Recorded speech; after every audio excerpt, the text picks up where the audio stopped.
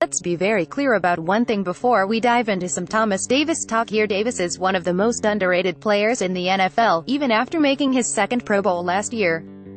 He is an excellent football player and an even better human being, having won the Walter Payton Man of the Year award recently.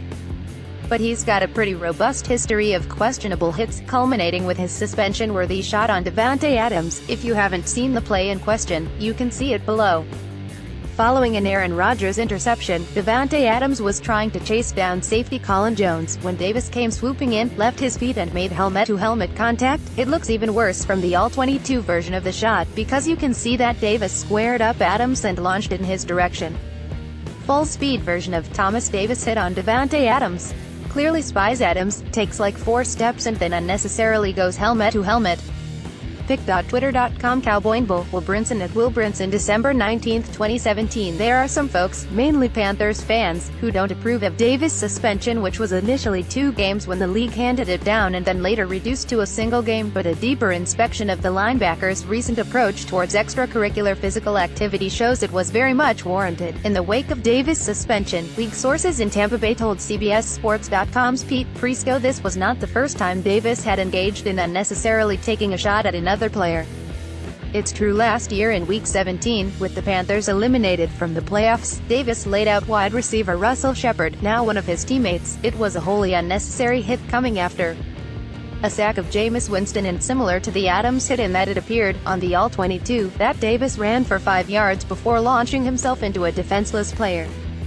Shepard might have been the target from Jameis Winston, but Winston was sacked before he was hit and Shepard clearly let up on the back end of a crossing route. Pic.twitter.com 3VH8Ac9QB, Will Brinson at Will Brinson December 21, 2017. There was some interesting chatter after this game. Shepard would later say there were no hard feelings about what happened and that Davis apologized and was very sincere about it.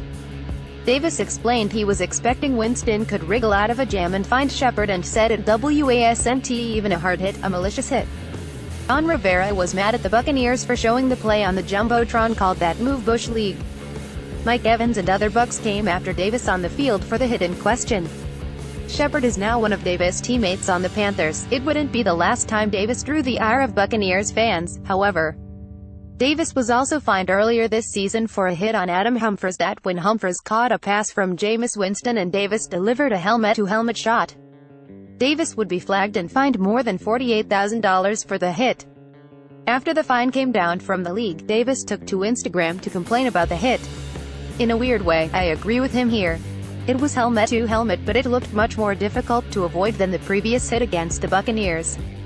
It makes you wonder if Tampa might have let the NFL know about the hit from Week 17 and to watch out for Davis. Regardless, he was fined by the NFL for his hit and it put him in the system as a repeat offender when the Adams hit happened. Packers quarterback Aaron Rodgers noted as much. I think it was an unnecessary hit, Rodgers said. Unfortunately, I throw a better ball. That situation doesn't happen.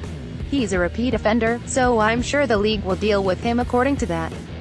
After picking up just a single fine through the first 8 years of his NFL career, Davis has now been fined 5 times since 2014, including a fine he drew for an aggressive hit against the Saints tight end Jimmy Graham, who has not always been best friends with Davis on the football field. Davis has since drawn 4 fines for aggressive hits, including a pricey one that comes with the 1-game suspension he'll face this week when Carolina plays Tampa. None of this is to call Davis a dirty player.